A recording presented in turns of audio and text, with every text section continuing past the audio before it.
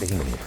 Continuamos en Objetivo Vizcaya en Tele7 y como todas, bueno, siempre intentamos que sean todos los meses, pero es cuando, bueno, pues cuando él tiene su agenda un poquito disponible, porque tiene muchas cosas y además luego le preguntaré, porque anda ahí muy liado y yo le sigo y doy buena cuenta. Porque hace poquito estuvo con 70 personas que dieron esa visita guiada a la Capilla Sixtina de Gorbella.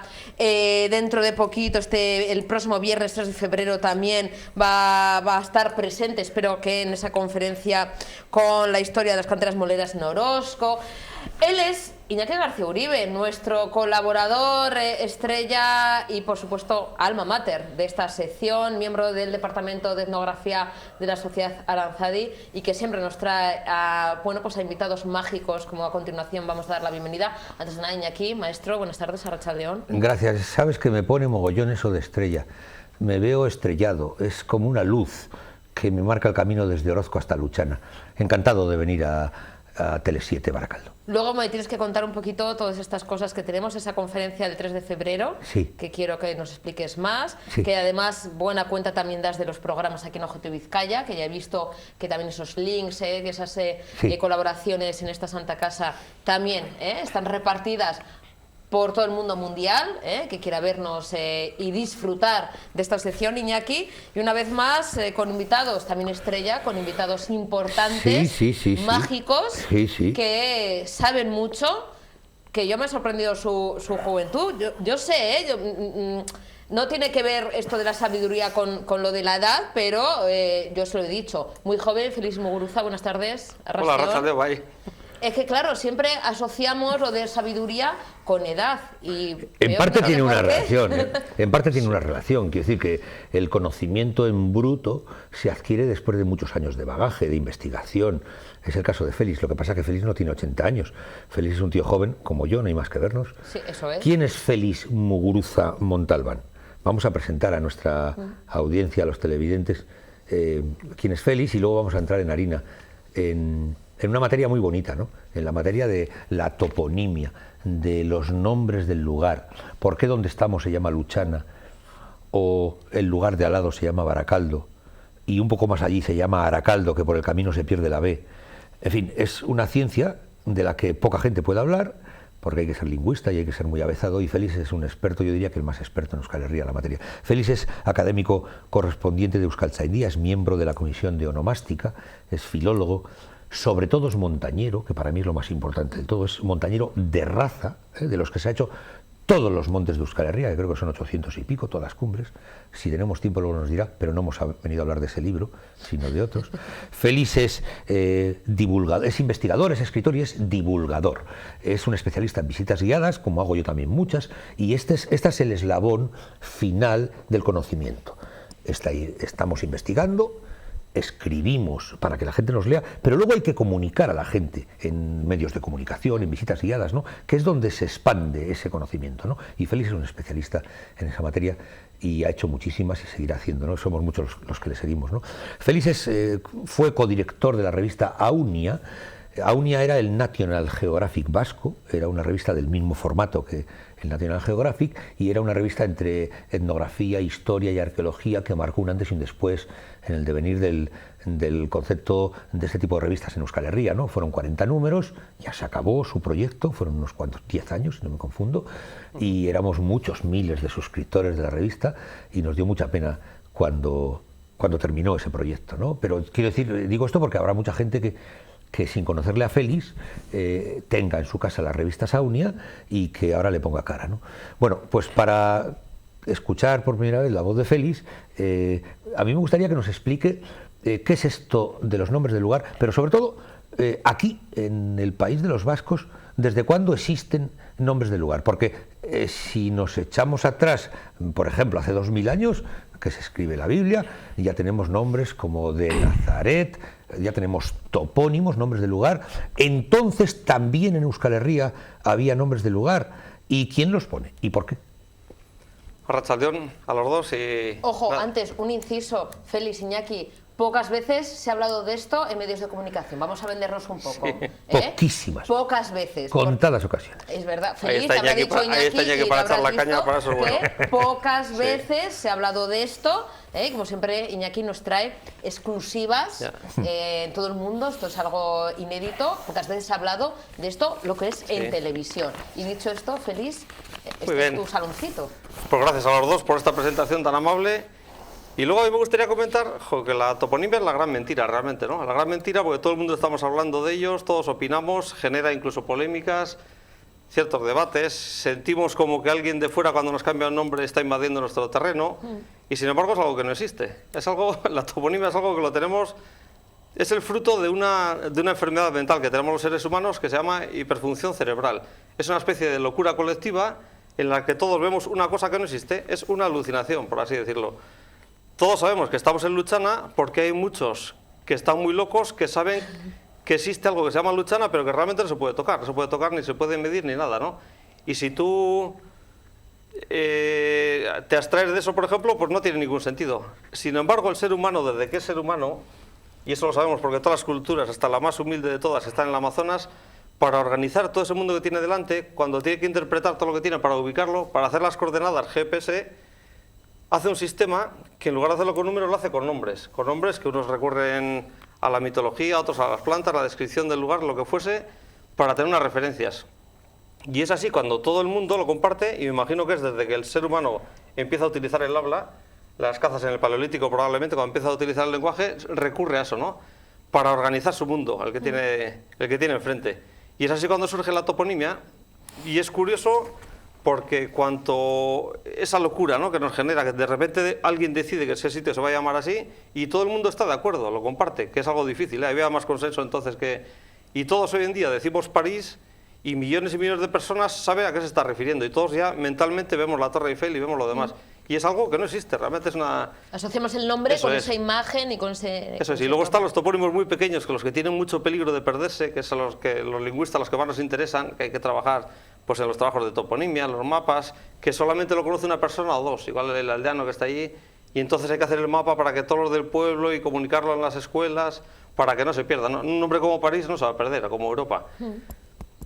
Y ese es el pequeño juego que tenemos, y tenemos desde el principio de los tiempos, cada uno lo adecua a su lenguaje, a su idioma, que su idioma también, pues me imagino, tendrá un origen común, o de, aunque sea de varios focos, cada uno va haciendo su camino, y también hace su toponimia, y es tal que ese es un repaso, cada generación y cada época ha ido poniendo lo que él veía. Si para ti era importante la presencia de un árbol en un sitio, ahora por ejemplo no nos llama la atención, ¿no? Pero entonces había otras épocas que allí hubiese un árbol, o que fuese el lugar donde estaban comiendo unos cerdos la grana de los árboles, pues era lo más relevante, ¿no? Y pone la impronta esa, y entonces es como una especie de hojaldre, un 1000 hojas de estos, que cada uno va poniendo su capita. Por repetición, Feliz, porque se iba repitiendo esa... Cada uno pone lo suyo. Aquí, a nosotros cuando hacemos un trabajo de toponimia, pues como estos días que se ha presentado el libro de Sestao, ¿no?, la toponimia de Sestao, ayer tenemos un corte que nos llega a juegos 1000 topónimos, por ejemplo, qué bien. Pero resulta que uno tiene, te has hecho un corte, uno tiene 20 años, otro tiene 200, otro tiene 2000. No sabemos, ¿no? Y entonces lo importante es ahora recoger todo, porque ahora ya podemos sacar mucha información de ahí, mucha información de lo que somos nosotros y de dónde somos. Y lo que había, como comentas, claro, ¿no, Feliz? Claro. Muchas veces, ¿no?, esos nombres de lugar de hace tantos años... Nos está diciendo lo que había. Entonces, si había árboles, ahora mismo cuando pasa, yo que sé, la carretera de Sestao, igual había árboles, o había cerros, o sea, todo lo que había, o baserris... ¿Y a qué le daban importancia en aquel momento? La concepción mental que tenían de aquellos paisajes, ¿no? Es un poco, la toponimia es la humanización del paisaje. Tú cuando llegas a un sitio, los exploradores, estos que van los ingleses, ¿no?, existía una toponimia ahí que no la respetan porque ellos eran superiores en el 19, y en cuanto llegan a los sitios empiezan a hacer mapas y empiezan a poner topónimos, la nueva roca de no sé qué, la peña colorada, árbol grande, empiezan a poner topónimos y es una forma que tienes tuya de conquistar y hacer lo tuyo, ¿no? Estás poniendo tu impronta. La traducción de la toponimia más o menos se viene a llamar la etimología, ¿no?, que es la explicación de lo que significan los nombres, ¿no? La interpretación, eso, la traducción, dicho para que nos entienda la gente. Bueno, vamos al grano. Estamos en Luchana, que pertenece a Baracaldo. ¿Qué significa Luchana y Baracaldo? Pues lo bonito de estas cosas es de lo que huyen todos los lingüistas, además, ¿no?, de lo que significan las cosas, Porque claro, en la toponimia vasca tenemos el Echeverri, el Ibayandi, no sé qué, o Solosar, que son muy fáciles de interpretar, y luego están los dudosos. Y los dudosos nadie los quiere tocar porque te metes en un berenjenal de tres pares, ¿no? Interpretaciones ha habido 1000, y de las más chabacanas y todo lo que quieras. Qué sé, pues Luchana, yo tengo muy claro lo que es. Pero hay gente que cuando lo oiga, pues igual le va a parecer mal. Venga, mójate, Félix. Luchana, hay un campo, por ejemplo, que no se ha trabajado nada. Toda la gente está siempre hablando de huertas, del señor que canta en la orilla del río, no sé qué. Sin embargo, la realidad es mucho más simple. Y es el nombre de los poseedores que están ahí, las primeras personas que fundan esas aldeas medievales, supuestamente medievales, que algunos llevan hasta la romanización, que no tiene que ser romanización por necesidad. Se pone el nombre del propietario, y Luciana es el nombre, es la villa de Luciano, sin más. Como Luciano Pavarotti. O sea, yo lo tengo muy claro, luego se puede dar 1000 interpretaciones, ¿no? Pero con los nombres de persona resuelves, de esos que tienes dudosos, infinidad de nombres. Creo que acabas de romper un mito histórico, y entre ellos a mí, Luciano de Pavarotti. ¿Y Baracaldo? Y Baracaldo, pues otro tanto, lo mismo. Se ha dicho, fíjate, de Baracaldo se ha dicho de todo, ¿no? Que es Barachealde, la zona de las huertas, luego de Conibar, Ibaralde, no sé qué, por la zona de la Vega. Luego de Ibarcay Alde, el muelle de Puerto, que está en la vega de Ansio. Sí, de esto no sé qué, también, de lo más extravagante se ha dicho, ¿no? Y sin embargo, ese es un nombre de persona, probablemente. No sabemos cuál es el origen así principal, pero esto viene de, pues imagínate el Barack Obama así, un nombre parecido, un estilo ese, sí. Y Baracaldo es el pueblo más poblado, el municipio más poblado de Vizcaya, omitiendo la capital, y el pueblo menos poblado de Vizcaya es el mismo, pero que se le pierde la B, que es Aracaldo, que por cierto está al lado de tu Laudio natal y de mi Orozco de residencia. Eso es. ¿Y qué pasa con esa B? Hombre, ahí toda la gente ha interpretado siempre pues que como que es el mismo nombre y que pierde una consonante, la consonante inicial, que es algo muy corriente en euskera, además, ¿no? Es como dices Cupela y Upela, Cococh y Ococh. La primera consonante se suele perder bastante normal. Eso lo defiende hasta Alfonso Irigoyen, nada más, que era una de las eminencias ahí en la investigación esta. Yo creo que es otro nombre de persona, pues como el mismo nombre que Araquistain, que Araca, el topónimo Araca, en Vitoria. Cualquiera de estos, esta misma raíz con el final que está de moda en aquel momento. Aracaldo y Arnaldo y cosas de estas, pues te puede sonar así, ¿sabes? Como que tiene una similitud. ¿Y cómo se establecía, Félix? Porque claro, yo te preguntaba eso de la repetición, se va, ¿no? Ese nombre se va utilizando, sí, pero no había ningún registro. No se registra ese nombre, por ejemplo, de Baracaldo o de Luchana. No. ¿Es por repetición? ¿Es porque queda ahí un poquito en el uso de las gentes? ¿Por qué se llama Luchana y no otro que dice, bueno, pues yo creo que... Yo qué sé. Esa es la gran revolución y la gran aportación de la toponimia, además, que es lo más popular que existe y lo más inesperado. En toda la Edad Media, por ejemplo, todo lo que se registraba, todo lo que se hacía así, lo controlaba el señor, los ámbitos de poder, por ejemplo, y sin embargo la toponimia, un nombre que lo pone un baserritarra sin ninguna intención de nada, es el que probablemente ahora esté dando el nombre a un pabellón industrial, una zona muy importante, o un pueblo descomunal como puede ser esto, el mismo nombre de Bilbao, por decir algo, ¿no? Sin ninguna pretensión de que pasase al futuro. Y otros, sin embargo, que estarían pendientes de que tuviese su trascendencia, porque era importante, porque era lo de mi familia, no sé qué, alguna casa-torre, pues se ha perdido, sin más. Y la gran revolución es el emerger de lo popular sobre todos los ámbitos de poder. Eso, el uso, sí, ¿no? La transmisión oral, eso, vamos a decir, y se transmite porque a algunos les toca la lotería y a otros no les toca, otros son perdedores. Pero tú cuando creas un topónimo nunca lo haces con la intención de que vaya a durar durante 500 años. Ni lo sabes ni te lo planteas, además. Es para solucionarte un problema que tienes delante en tu vida diaria, y resulta que algunos luego han tenido una trascendencia que si aquellos antepasados que lo pusieron pudiesen ver o pueden verlo, no sé en qué estado estarán, pues les parecería una maravilla. Dirán, qué gozada aquello que hice yo, fíjate aquella fuentecita de nada en lo que se ha convertido ahora, ¿no? Cualquier pueblo. O la casa de no sé quién, que ahora sea una población muy grande, como puede ser Baracaldo, por ejemplo. Una cosa es muy bonita. Y es una revolución social inconsciente, además. No es que tú vayas a hacer una revolución con una bandera y con un palo, sino que sin darte cuenta la has hecho, y lo más popular, la gente más humilde puede tener ahora un topónimo muy glorioso, y el mayor señor que se gastó todo el dinero y todo así, fracasó en su intento, y no pasa la historia. Ahora le voy a hacer una pregunta de las que a mí me gustan, sobre los nombres... Complicadas, ¿eh? No, ya ves, por favor, de los topónimos largos, ¿no? De los nombres comunes que se juntan, que no acabo de entenderlo del todo. Como Euskaltzaindia acepta cuando son tres nombres en uno, ¿no? No sé si es por amortización del habla. Pero al acabar, si me permites, Susana, voy a hacer una foto un selfie a los tres, seguir vosotros hablando y lo voy a poner en Facebook en directo ahora mismo. Tanto mi Facebook como el de Félix Muguruza Montalbán como el de Objetivo Euskadi son unos Facebooks, vamos a llamar, importantes, y estáis abiertos a poder entrar en el mismo, ¿no? Los nombres de lugar largos, Gabicagogeascoa, Irureta Goyena, pero el que más me pone de todos es que, ya lo hemos contado aquí una vez, está en Orozco, en una parte alta, en las investigaciones, en las exploraciones de canteras moleras lo hemos descubierto en tu mapa. Félix es el hacedor de muchos mapas de cartografía, pero concretamente el de Orozco es posiblemente la joya lingüística de mapa mejor de Euskal Herria. Tiene 2000 nombres de lugar recogidos, que se dice pronto. Que cuente luego los años que ha tenido que estar haciendo trabajo de campo para publicar ese mapa. Es una joya. Gorostibacarrecolandea, el lugar de un único acebo. Ese nombre es magia, pero son 7 nombres. Sí, eso es. ¿Cómo recoge un mapa oficialmente Euskaltzaindia y no lo suelta y todo lo atrapa? Gorostibacarrecolandea. Cuando se pone junto, cuando se separa, es cuando tú es una referencia que tienes, por ejemplo, la cabaña que está al lado del río de tal, cuando lo utilizas en lenguaje habitual así, es una frase, no es un topónimo. Pero cuando ya estás, por ejemplo, esa misma expresión de la casa que está al lado, es un, pues por ejemplo, un pabellón industrial, alguna cosa, que ya se ha perdido la referencia aquella, se convierte en un topónimo. Se nota mucho a la hora de acentuarlo. Cuando tú estás grabando los trabajos de toponimia, cuando una cosa tiene un acento, no es lo mismo el mojón alto que mojón alto. Cuando el mojón alto es un nombre ya que está fosilizado, es un cliché, una cosa que está agrupada y eso va en una palabra. El acento es el que suele marcar ese tipo de cosas. Y luego los topónimos largos, pues que suelen ser los que más gustan, porque son como para hacerte el tatuaje. Una pasada. Yo la tengo más larga que una el descripción, ¿no? Yo la tengo más larga que el negro del bueno. WhatsApp. O sea, eso es así, ¿no? Que es lo que a todos nos gusta, ¿no? Pero realmente son nombres que no se utilizan. No se utilizan, son los últimos. Se los acortan, caseríos. Gorosti, ¿no? Sí, los caseríos son los últimos que se ponen porque no es cómodo, no es cómodo. Y esto, por ejemplo, de Gorostibacarrecolandea es cuando tú tienes que decir una campa, pero mira, es que es esta en concreto. Si no, el que está diciendo, pues Gorosticolandea, dirán alguna cosa mucho más reducida porque no es práctico, no se puede utilizar así. Incluso cuando tiene situaciones de esas, lo que acaba es contrayéndose y a veces por similitud lo aparejan con otra palabra que no es la de origen, bueno, que luego las etimologías se suelen mezclar ahí.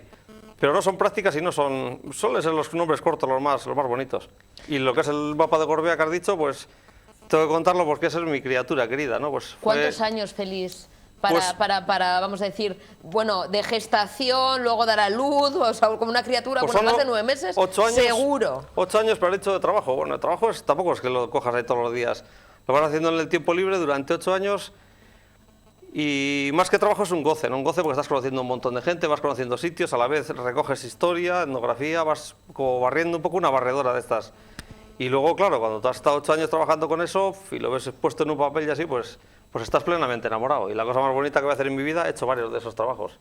Pero es que Orozco es mucho Orozco, además, joder, coges con Gorbea la geografía más complicada, donde la leyenda se comprime más, donde la gente todavía tiene una pureza más que nos relaciona un poco con esa cultura pasada que hemos tenido.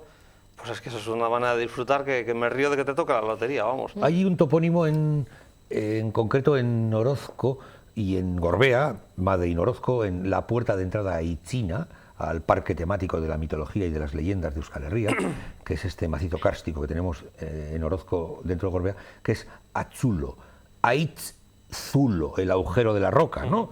Atzulo. Unos lo escriben, bueno, siempre se ha llamado Atzulaur, que parece que es como una reiteración, es una capa de abajo, ¿no? Pero hace poquito en tu Facebook, que es como una oficina de prensa del conocimiento, el Facebook de Félix es una pasada, explicabas el porqué de ese Atzulo y nos llamó a muchos la atención, ¿no? Explica un poco de dónde y por qué ese nombre en esa pared que cae hacia Galesaburu, ¿no? Hacia Urigoiti. Sí.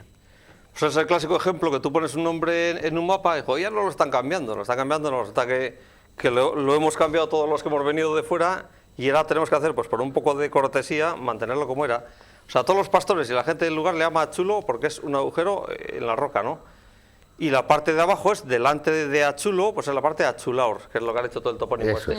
Y ya toda la gente se ha quedado con Atzulaur y ya el agujero se le llama Atzulaur, pero los pastores siguen llamando Atzulo, ¿no? Está diferenciado. Y lo que yo propongo es que cuando se confunde lo del ojo de Atzulo con el de Atzulaur, es porque en Atzulaur pues es una capa que va hacia abajo y no tiene nada reseñable, ¿no? Excepto un juego a bolos que jugaban ahí los pastores y luego un sitio, una surgencia de agua, un pequeño manantial que eso en el euskera de Orozco se llama ubegi, que es ojo de agua, por así decirlo, pero se llaman ubegis. Claro, esto es el ubegi de Achulaur, el que está ahí abajo, y me imagino que alguno iría con un cuaderno de notas haciendo un mapa, el ubegi de Achulaur, coño, ubegi, y como no lo entendería muy bien, porque esos tienen un euskera bastante tela y relacionado con aquello, esto es el begi, pues lo unió con begi, el ojo de Achulaur, y se convirtió en el ojo de Achulaur. Pero sin embargo en euskera nunca se ha llamado, la gente nunca se refiere a ello como begi ni nada. Hace referencia al ubegi de Achulaur, o sea, el afloramiento de agua que está en la parte delante de Achulo, es lo que estaban diciendo. Correcto. Y el que está ahí tomando notas, el que va a hacer el mapa, que podía ser del ejército, del que fuese, cuando hacía la cartografía, coño, ubegi, pues el ojo por una mezcla de estas de concepciones, y como tiene la forma de que es un agujero, y a partir de ahí es el ojo de Achulaur, y vamos, y me he puesto el cuello, que ha sido así la historia. Y eso lo puse en Facebook, bueno, generó bastante admiración, toda la gente lo cogió de buen gusto. Además, Fue claro. muy interesante. Aparte que sale la cartografía antigua, cómo aparece Achulo, o sea que eso no es nada, eso es así, eso no se le puede dar más vueltas. Sin embargo, todo el mundo está equivocado, son miles de personas los que lo dicen mal, y serán 50 o 20 los que lo dicen bien.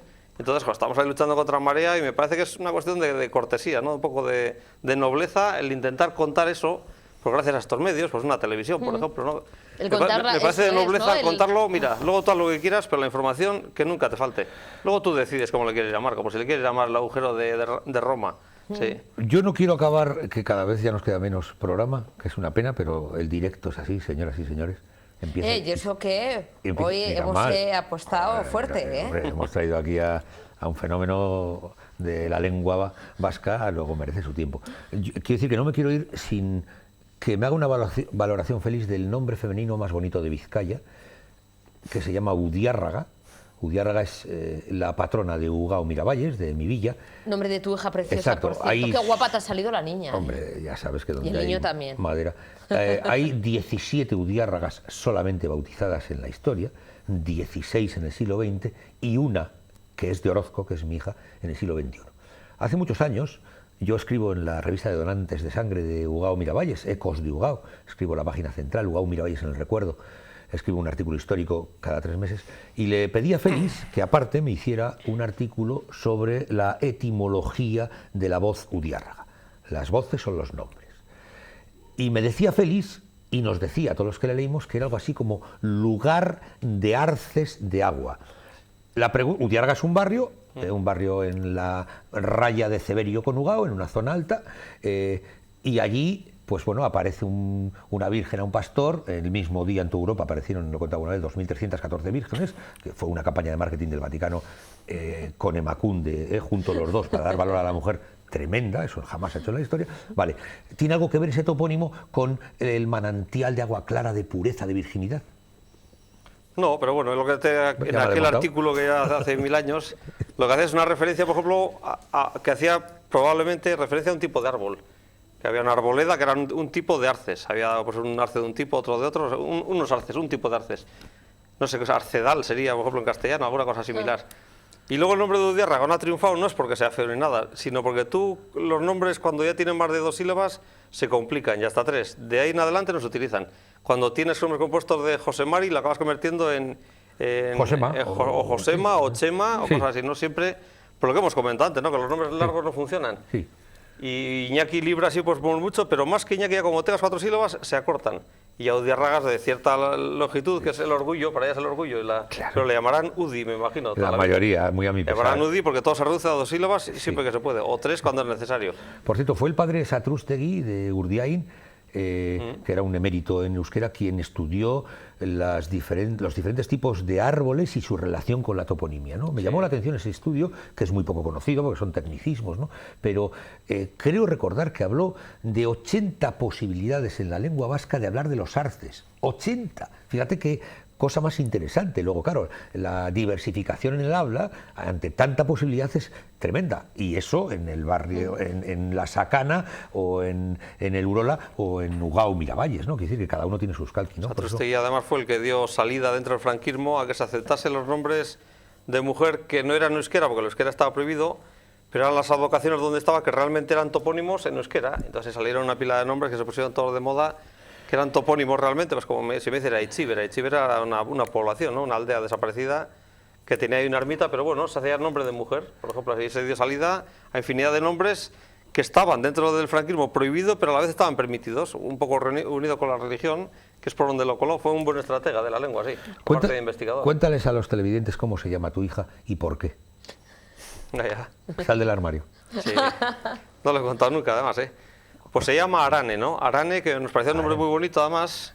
Arane. Y es una leyenda que existe en Gorbea, pues hay una piedra y una estela funeraria, que aunque no tenga que ver con la historia, porque no tiene Es así. inconclusa. Pero todo el mundo en Orozco lo conoce, que cuando llegaban las Navidades había una chica que estaba sirviendo en la zona de Murguía, volvía para casa, a su caserío, que era Arane, el caserío, y allí se extravió en la niebla. Es el cuento de Caperucita, pero de Versión Orozco, Gorbea, ¿no? Correcto. Y ahí pues desapareció la niebla y la comieron los lobos y no encontraron nada, y al de tiempo encontraron una piedra que tenía las 2 trenzas marcadas, porque la estela esa medieval sí que tiene una especie de cruz.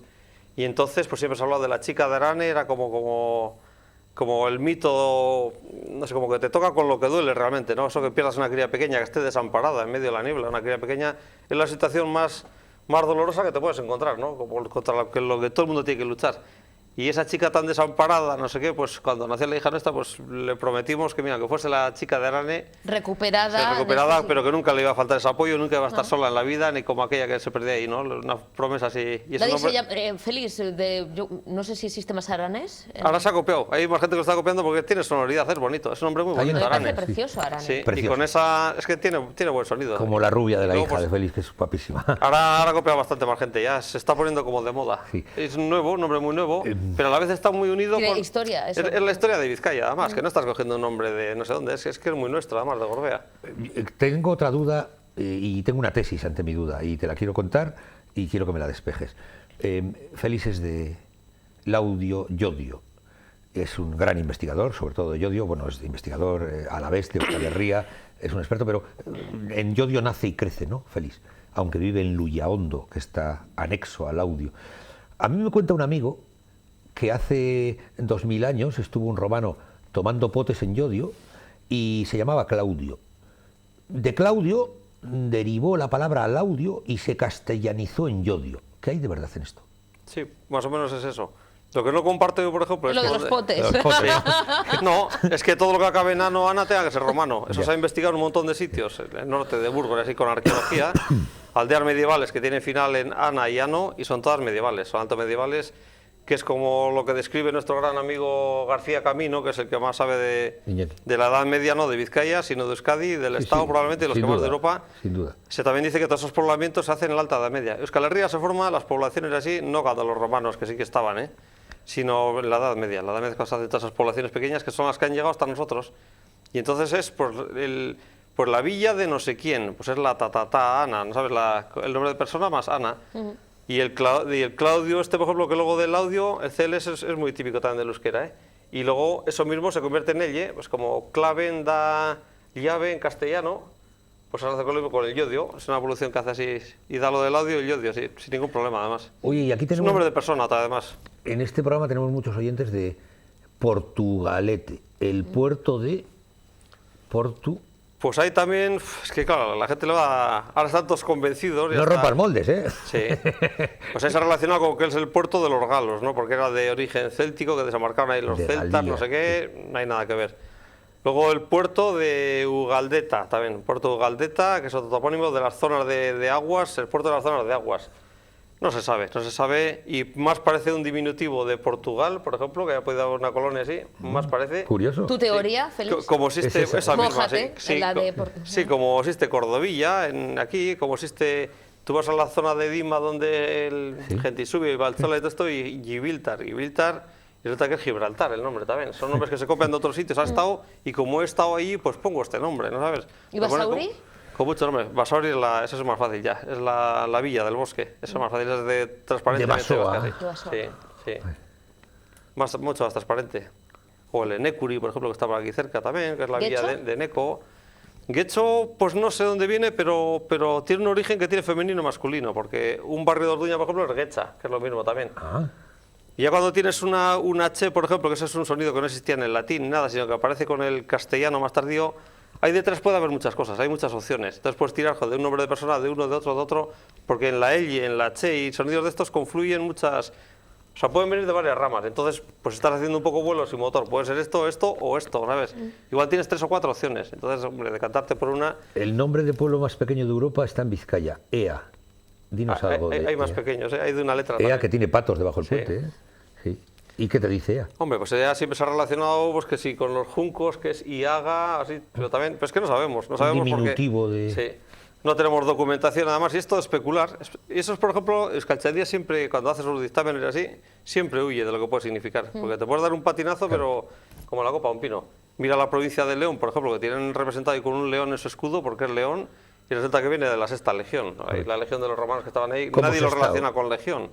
Correcto. Es un tema, Susana, como ves, apasionante, el porqué de los nombres de lugar, los topónimos. Y yo quería que Félix venga a darnos un poco de luz ante este mar gigante que estamos nadando y que no tenemos ni idea, ¿no? Porque yo, por ejemplo, lo de Portugalete no me lo hubiera imaginado nunca, ¿no? Que pudiera ser, como bien dice Félix, no podemos entrar cátedra, ¿no? Pero sí, en fin, que pueda ser una degeneración de algo de Portugal que estuvo por allí, ¿no? Y seguramente que lo que hemos explicado del audio que viene de Claudio, Y no de los que cuatro era barrios. exacto, que era un romano que dejó atado el nombre al lugar, que lo mismo es Severo con Severio probablemente, ¿no? Sí. Esto igual ha desmontado a más de uno la idea de troncalismos lingüísticos, que levantas una piedra y el nombre sale a verte, ¿no? Pues igual no es mucho más fácil a veces, ¿verdad, Félix? Es como El mi estudio nombre, de los pero mi nombres. nombre tiene un origen griego, por ejemplo, pero no quiere decir que yo sea griego, claro. Son nombres que se utilizan en aquellos momentos. Ignatius, por ejemplo, de Iñaki, eso viene del latín también, y antes del griego, de fuego viene, como ignición. Antes de que Sabino lo claro, manipula. no quiere decir que tú seas griego ni nada de eso. Una Raquel, pues es en hebreo una oveja que no ha tenido crías, una cordera, ¿no? Por así decirlo, pero nadie es... Una chavala que se llame Raquel no tiene nada que ver con lo de hebreo. O sea, tú puedes tener nombres de aquí, pero que no sea en euskera. Eso del nombre en euskera es una concepción muy moderna, eso es muy de ahora. Sí. Pues esto que cuenta Félix, Iñaki, suena a segundo capítulo. Me lo temía. Pa- Pero ¿verdad? tendrá que ir a la cola. Sí, Pero lo traeremos. sí, pero ahora él ya Correcto. ha lanzado, se ha Claro, lanzado claro, así, sí, ¿no? Un poquito claro. así la piedrita, ¿no? Sí, o sí. tal, para hacer otro programa Sí, yo creo que especial sí. con Félix Muruza para seguir hablando, o si no, de nombres. Sí, no, es muy bonito, de nombres es de lugar, muy interesante. Seguimos porque con los nombres. Yo creo que nos hemos quedado con ganas de eso que hemos tenido tiempo, pero a mí siempre se me pasa volando. Sí, no Yo cabe creo duda. que es de justicia, Félix, si tú recoges el guante, Sí, pues sí, yo tengo ningún volver al programa, Sí. como dice Iñaki, Sí. afortunadamente hay mucha, pero antes de verano, que hacemos Sí. un descanso por vacaciones, En este caso, Félix volver sí, al programa, le ¿no? tendré que Ningún invitar problema. a comer yo porque venimos y me ha invitado a ir a comer un menú del día en Orozco. Y hemos estado 3 horas charlando muy a gusto. Que ha sido lo bonito, Que lo por bonito cierto, de estábamos en el Félix, restaurante, ojo, de que no llegamos a Jolín, Luchana, si sí, en tenemos serio. que Hemos llegado con Susana, 3 tenemos que minutos ir con la antes para maquillarnos, justito. A la unidad móvil cuando la pones en marcha y vamos a comer todos. Luego Eso, Sí, bueno, eso, ya, grabamos yo ahí. la próxima me apunto. cogemos el reto de hacer una segunda entrega del porqué de los nombres del lugar en Euskal Herria y abrimos un poco el abanico. Nos hemos circunscrito mucho al localismo cercano nuestro, Llodio, Orozco, Luchana.